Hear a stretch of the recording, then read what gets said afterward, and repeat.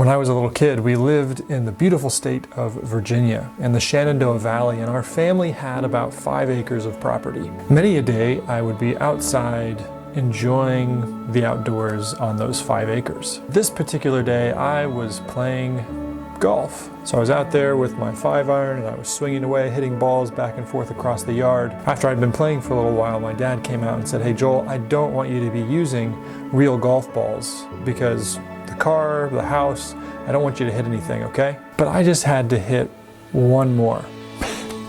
just one more golf ball. So I went back and I swung and I hit the ball and it went sailing straight through the back of my dad's Ford Escort window. So the next thing that I did was go and hide in the basement.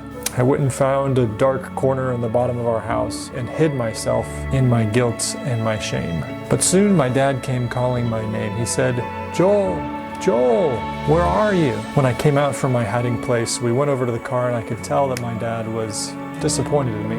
The back window of his car was completely shattered. There was the hole, and then from there was ripples like electricity that went out from the impact zone. The next day, instead of going to play in a baseball game, I sat with my dad in our church parking lot as we watched the repairman fix the back window of his car. I knew what I'd done. My disobedience was right there for all to see. And yet my dad didn't yell at me. He didn't attack me.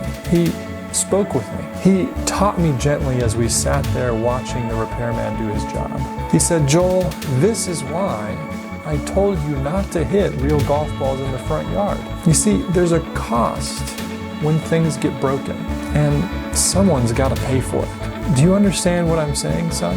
Jesus invites us to do the same with him. He knows our sin. He sees the challenges that we face. He sees the ripple effects through our lives. And he comes calling your name. "Joel, Joel, where are you?" He's disappointed. Our lives are shattered and in pieces. But Jesus doesn't yell. He speaks with us, gently teaching us, working with us to repair our hearts and our lives. I know he's done that for me. The response from him was to softly speak the truth of his life and his death for me, and how he could save me from the mess that I'd made. If I'd humble myself before him, he could make me whole again. You're gonna face challenges. You're gonna run into troubles in this life. Many of them will be of your own making. But in John 8 verse 12, Jesus said this, "I am the light of the world. Whoever follows me will not walk in darkness, but will have the light of life." He's done it for me, and he's still illuminating my life. He's willing to work with you as well, to sit gently beside you and teach you. Will you let him guide your life today?